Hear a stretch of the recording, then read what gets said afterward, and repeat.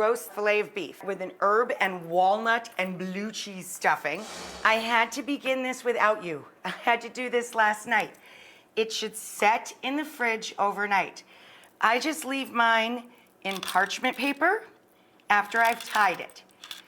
But I took still pictures every single step of the way, and I'm gonna walk you through it.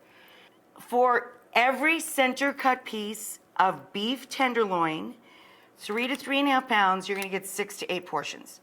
When we start with the tenderloin, the beef tenderloin, all I did was trim away any little bits of excess, or if there's a bit of chain left. Chain is what runs around the outside of it. What we do is we take a boning knife, this cookie shaped knife, or a very thin, sharp knife, the sharpest knife you have in the kitchen. And all you do, you wanna work lengthwise.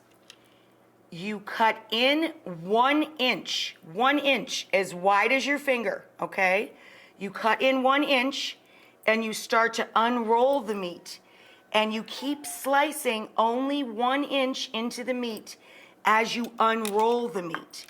So you end up unrolling the entire piece of tenderloin, or the petite filet if you're only cooking for a couple people. And then you're going to take your mallet and pound it. It should end up about 9 or 10 inches across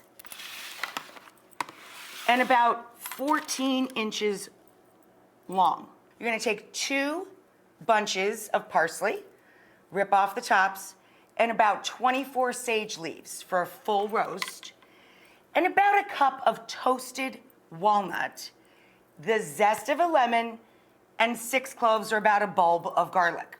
Knock it out of its skin. We put all of that with a little lemon zest into the food processor until it looks like really dry pesto or green sand, basically, okay? And you put that as a layer across the meat, leaving on the seam side where the meat is gonna come back together. You give yourself, 1.5 inches, 2 inches there, so that when you roll it, everything's not falling out, okay? I salt and pepper it on the inside and the outside.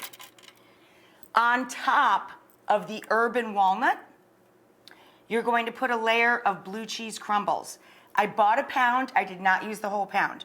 For this whole roast, I used about 12 ounces ultimately. Then, once we get all that pressed down, you roll it and really set it on a piece of parchment and set that roast, or just press it into your gel board, your rubber board that we work with all raw meats and seafood on, right? You really press it together, kind of squish it in. Then I tie a string very tight at one end and wrap it around every, half, 3/4 of an inch, all the way down, and tie it off at the opposite end.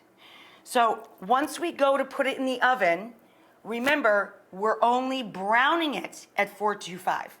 Once the meat is brown, we reduce the heat to 325. 325 until it gently cooks to 135. We bring that out and let it rest. I'm just using non-aerosol cooking spray. Go really light here. You do not want this to brown too quickly. Our sliced tenderloin, stuffed with herbs and blue cheese. Not dripping at all. Beautiful medium rare, gorgeous all the way through.